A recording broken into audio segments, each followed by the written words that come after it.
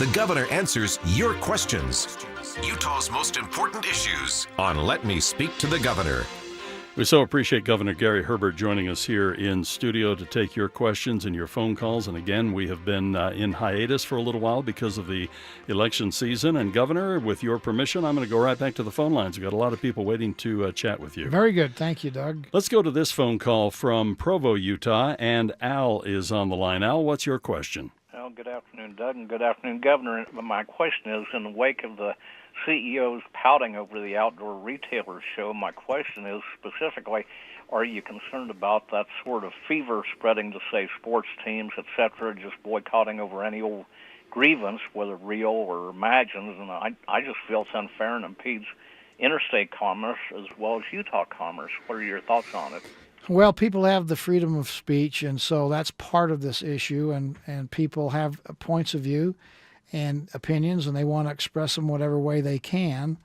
I'm not too happy about boycotting. I think that's not the best way to resolve problems. I think the best way to resolve problems and difference of opinions is to sit down together and have a constructive dialogue. I would say in most instances, whatever the issue is, we generally have more agreement than disagreement. And there's opportunities to build on that common ground. Certainly that's true with the Outdoor Retailer show and our efforts on public lands, which is one that we've enhanced. Clearly, for the 20 years that the Outdoor Retailer show, trade show's been here, it's about tripled in size, and it's a great venue, a good location. We have, 35 plus million wonderful, beautiful acres of public land. 15 million more than, for example, our neighbor to the east, Colorado. So we have a lot to offer. We're going to have a discussion on that particular issue with the leaders of the Outdoor Industry Association and see if we can't, in fact, find ways to move forward together. That remains to be seen, but we'll give it our best efforts and present our case, and that's what we need to do as a state. Let's take another phone call. This time we go to Roy, Utah, and Doug is on the line for Governor Herbert. Doug, welcome. Hi. Hey, Doug. I have a question for you regarding teacher licensing. Two of them specifically. There's requirements for teacher testing, and teachers already take two tests. They take Praxis 1 to get their provisional license, and then Praxis 2 to get their standard license. Why are we proposing more tests for teachers to get certified? Second question I have for you is, why are we not allowing teachers to govern themselves? I mean, the police are governed by posts. You have EMS that's regulated by EMS providers. You have all your lawyers by the board, the bar, and then you have the medical professional that's regulated by the medical providers themselves. Okay, let's get the governor's response to that. Well, those are good questions, Doug. I'll answer it just in reverse order. One, the governance is outlined in our Constitution and our statutes. And so our state school board has oversight responsibility and the need to develop the standards that we as a people of Utah think are necessary to have a high school graduation and a diploma. We have local school boards that, in fact, are elected by the people, as is the state school board, elected by the people, and their charge is to, in fact, develop curriculum. And they have a lot of flexibility there as far as what that curriculum is, and by extension, gives some flexibility to the teacher. We certainly see in the classroom a lot of different approaches as far as how we teach, and the principal has to oversee that as well as the superintendent of that school district, of which we have 41. And I can tell you they're not the same. They are different.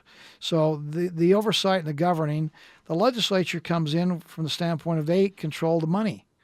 And they're the ones that fund it. And sometimes with the legislature, if we're going to give you money, they want to say, okay, let's make sure that there's openness and transparency, that we're spending money appropriate ways. And they don't always get that right, by the way, and that's why there's always some kind of change and modification and at least an attempt to improve. But I do believe that we need to listen more to those in the classroom, the teachers, and understand what they are saying and what their challenges are. They are on the front lines, and I think too often their voices have been ignored, which I think is to our own detriment. So that being said, we are fostering an opportunity here to have better dialogue with teachers, with the Utah Education Association, with those who represent our school boards, our Superintendents Association, the principals, parents, and the business community all coming together. We're in the process of developing a 10-year education plan, which will give us a direction and a plan going forward over these next 10 years, so we're not so divided. So we're more together. We're more united and focused on what we can do to raise the bar for education achievement in the state. I think we do that, we'll be in good shape. And again, I think our teachers are doing just a wonderful job. We ought not to burden them with too much teaching certification tests, but enough to make sure that they are qualified to teach. You're listening to Let Me Speak to the Governor, a chance for you to talk with Governor Gary Herbert. The phone number is 801-575-8255. And this time let's go to Cindy, who's joining us from Utah County. Cindy, go ahead with your question.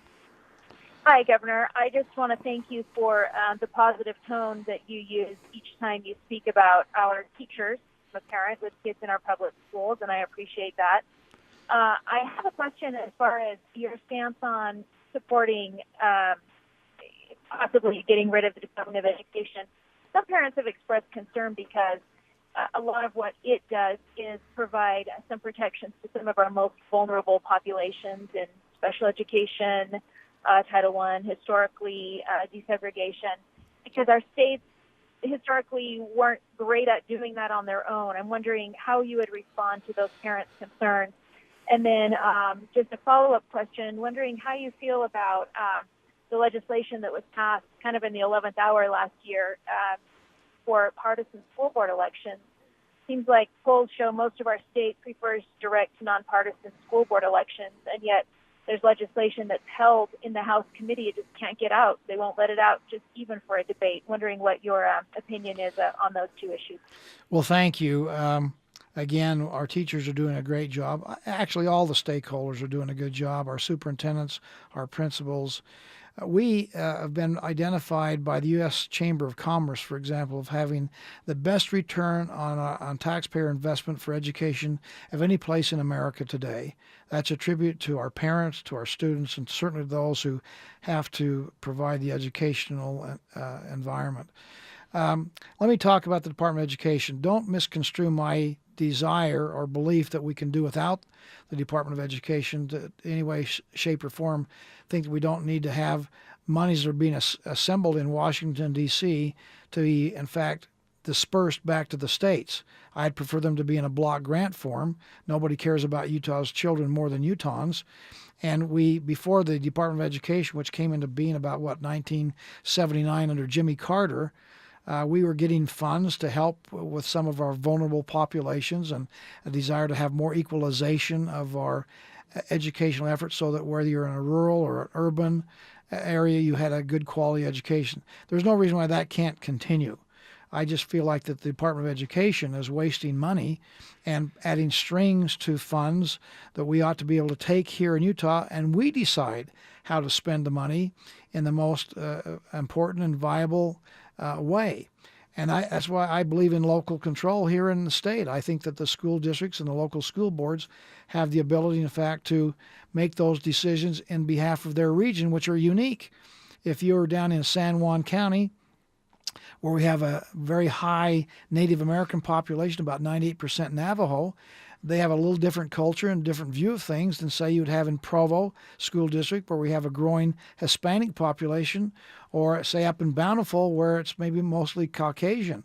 Again, the regional differences are real, and we ought not to come up with one-size-fits-all solutions that make it hard to, in fact, adapt to the needs of the students. So that's all I'm talking about. And as far as the partisanship, I've recommended in the past that the best thing we could do to select school boards is let the governor make the decision. You can put some parameters on me. I care about the overall well-being. I'm not regionalized. I have to care about, all 3 million plus people of Utah and all 41 different school districts. You could put parameters on how and what discipline, where they should come from in business and education, and allow me to at least appoint good people to the state school board. I think we would get a good balance there of what we need to have, and it doesn't have to be partisan wrangling.